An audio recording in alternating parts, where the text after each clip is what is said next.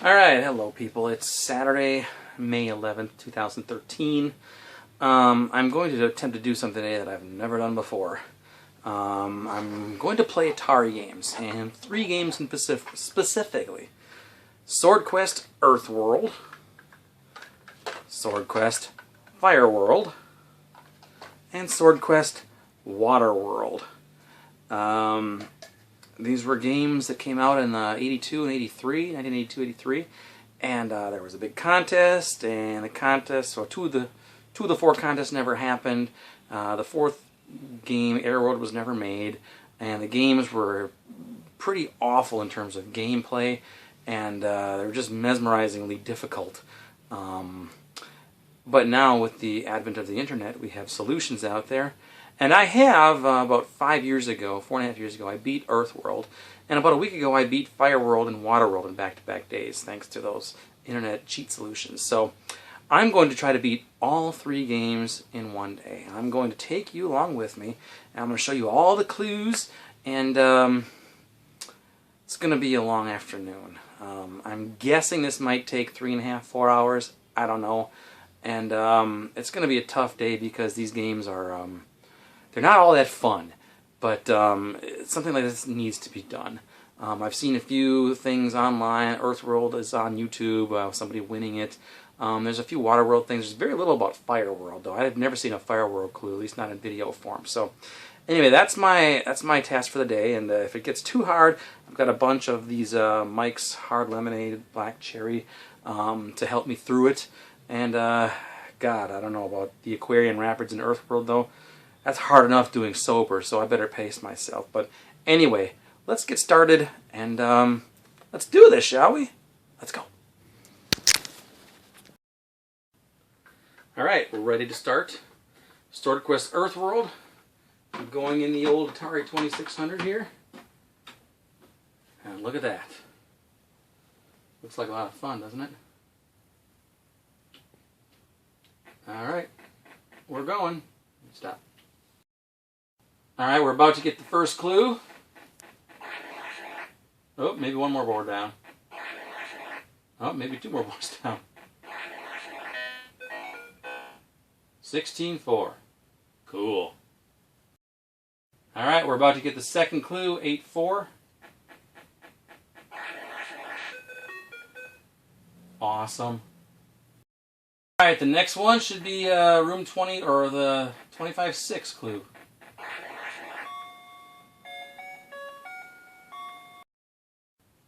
This is the Aquarian Rapids. This is like Frogger from Hell. It's just a terrible, terrible skill test that's so hard. And look at this. Boom. Alright, we're going to find clue 13-3. I just did the Aquarian Rapids. Took about 5 minutes. Alright, we're about to get clue 5-3.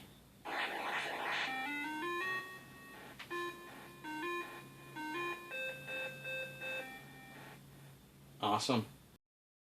Alright, we're about to hit clue number 27-2.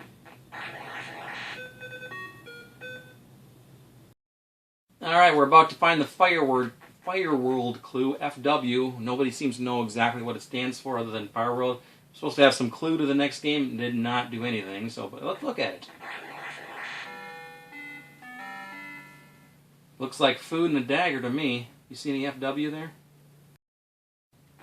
Alright, we're going to do clue 17-3 now. We have a cat watching us.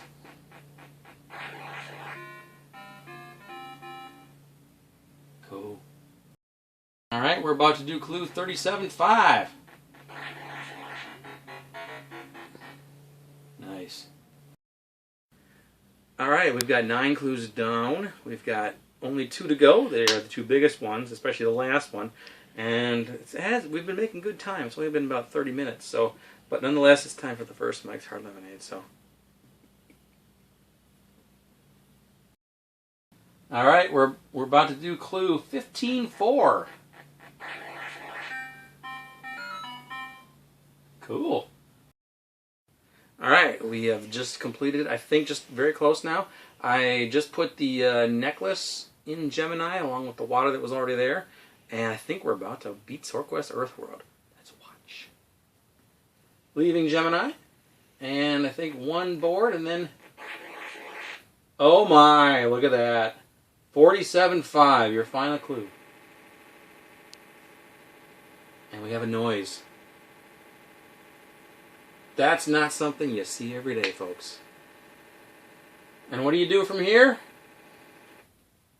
Look at that. You got your warrior sword. And what do you do with that? Nothing. You just wander around for as long as you want. And keep going, and going, and going. That's it. Swordquest Earthworld has been beat. Fireworld is next. Let's go. Alright, we just finished Earthworld. It took us about an hour and 10 minutes or so. Now we're going to do Fireworld. Got my cheat sheets ready here. And you can go in any order with these clues. There's 00 through 09. I've discovered, though, if you go in order, you're going to have big troubles by the time you get to 05, because it requires you to place this Cloak of Invisibility in one room, and then go to the next room, which has the Firebirds in it, and place the other 4 items. You cannot do the Firebirds by the time this, because the skill sequences get harder and faster as the game goes along. You simply cannot do that skill sequence unless you have the Cloak of Invisibility, which helps you with that room. But you can't have that because you just placed it. So I am going to do clue 05 first. And if you want to go in order and try it, and you can do it, power to you. I don't care to try. I tried it once, and it didn't work. So anyway, we're going to do clue 05 first. After that, we'll go back to 00 and go in order. The other thing is here, clue 00 is an interesting one because it requires you to put the chalice in room A, followed by 4 items in room J. Now, room J is a hidden room. You cannot get to room J unless you have the item which opens up secret doors, which is the chalice. Now, if you've already placed the chalice in room A, and you need to get to J to place the other 4 rooms, you're screwed. There's nothing you can do to get to J. So it is actually impossible to get clue 00 in this game unless you have a cheating thing, which is built into the game. There's like this really weird warp thing you can do on the upper right side of every screen that makes you go through the wall, and you can like warp to the room above it or something like that, which is what you have to do in order to get that 00 clue. This game is so glitchy and dumb, it's unbelievable. But anyway, that's what you got to do. But anyway, we're going to start now. We're going to start with room 5. So hopefully the first clue you see will be 05. Let's see what we can do. Here's Fireworld. Let's look at it as I put it in.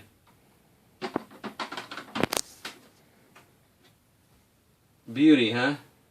Yeah. Alright, by using my cheat sheet with the 10 rooms, the Tree of Life, I have chosen room G. The first thing I did in this game was I actually went to room E and got through that skill sequence, which, what was it? It was the Olive Firebirds. That gave me a few items, and the items helped me get the other room. So what I did was I gathered up every single item that was available in this game. I took them all and I put them in room G, which is the snakes, which is a very simple, easy room. I think the snakes are also in B. I would highly suggest to anybody who's going to try to beat this game, do that first. Gather up all your items, place them in either B or G. I have chosen G, and start from there. From here, all you got to do is place, 1 item in one room, 4 in the other room. Once you get your clue, go back to those 2 rooms, gather up those 5 items, and put them back. And then you can start again for the next clue. It will make things so much simpler. So let's go for that first clue. Alright, I am about to place the warrior sword in room E and get the first clue, which should be 05 if I did it right. Look at that! 05. We're on our way. Alright, I'm now in room H. I placed the chalice in room A, and like I mentioned, this room is impossible to get to without the chalice, but you need to get there anyway to do the next 4 items in that room. So to get to room J, you got to do this little warp trick by hitting the wall, hitting your head. I don't know, it's some kind of push up, left, right, or something like that, and you'll eventually go through the wall and go up, and that will take me to room J. If I do it, there you go! Boom! I am in J. Okay, we are in room J. We're about to place the 4 items and get clue 00. Look at that. Is that special or what? Alright, we are about to get clue 01 by placing the 4 items in, I don't know, I. Look at that, 0-1. We're cruising, we're cruising. All right, we're now about to get clue 0-2 by placing the talisman, the fourth item in here. Woo!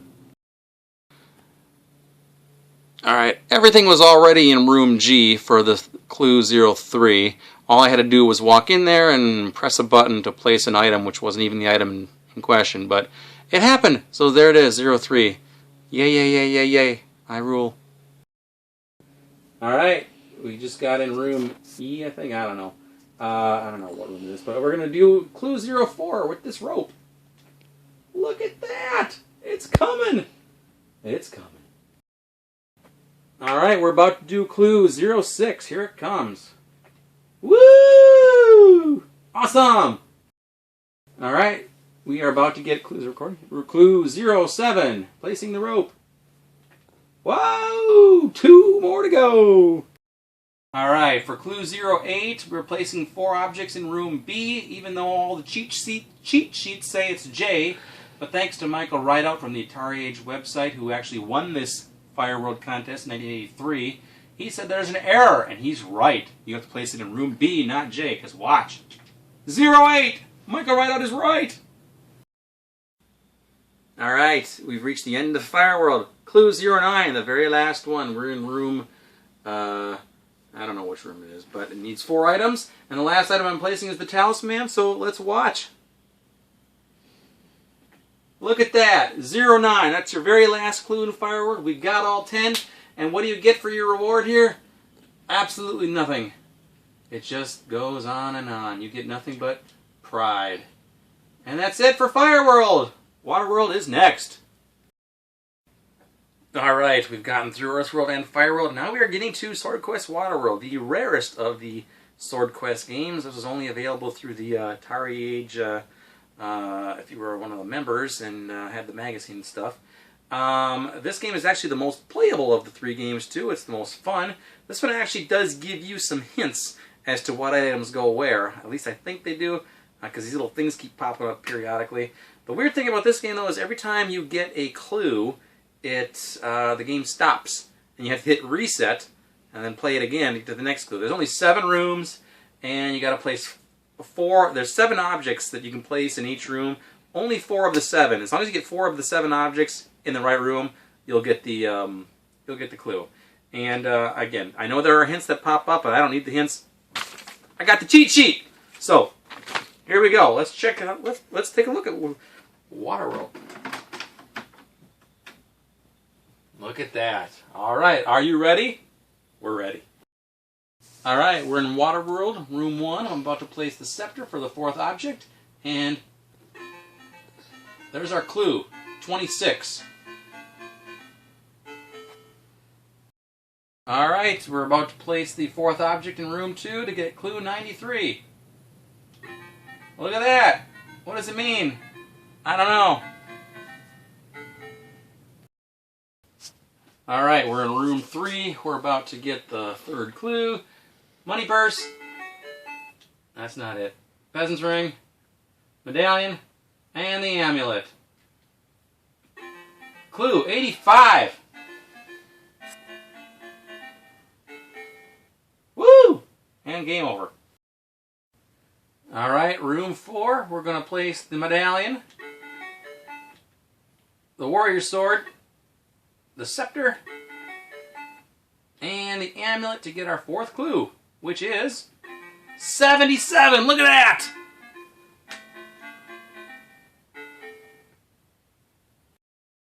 All right, room 5. 2 minutes later, we need the warrior sword, peasant's ring, amulet, and the royal seal to get us 16! 16, check it out! Again, about a minute and a half later, we are going to do room 6, the throne, the warrior sword, the peasant's ring, and the scepter to get us clue number 64! Alright, it's been about a 3-hour afternoon here. We're just about to finish Waterworld after beating Earthworld and Fireworld. It's the culmination of 30 years right here in the making. I couldn't beat these games in the 80s. Could anybody?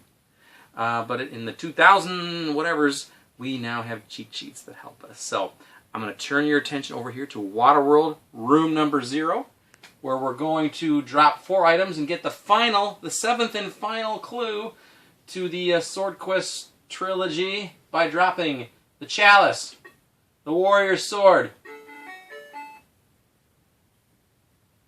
the Royal Seal, and the Scepter, to get our final clue, which is 32.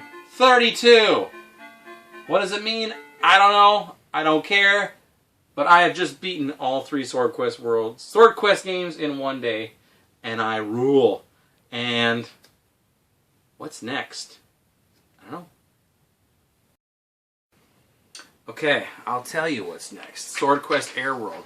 For the life of me, I don't understand why, for about 10 years or so, or maybe even longer, people on the Atari Age website have been making homebrew games, coding their own games, making these own games, which I have bought plenty of myself. And but nobody has decided to make Airworld, and I don't know why. I don't know why. Perhaps it's the pressure of wanting to make the comic book and everything else. I don't know. I think you could do that. And it should be done the way Todd Fry, the original creator of these games, wanted to do it. He talked about the I Ching being the one for Airworld, and the I Ching has 8 trigrams, and there they are. And here's another room with 8 and 8 and 8. I have made the maps. I have made the specs. I've got the items. I've got the clues. I've got everything here. I know how to make this game, play this game, and make it a little more interesting. But I don't know how to code this game. So I would love for somebody to do this. And if nobody's going to do this, maybe I'll learn how to code these games myself and make my own Airworld. And because let's face it, this series needs to end.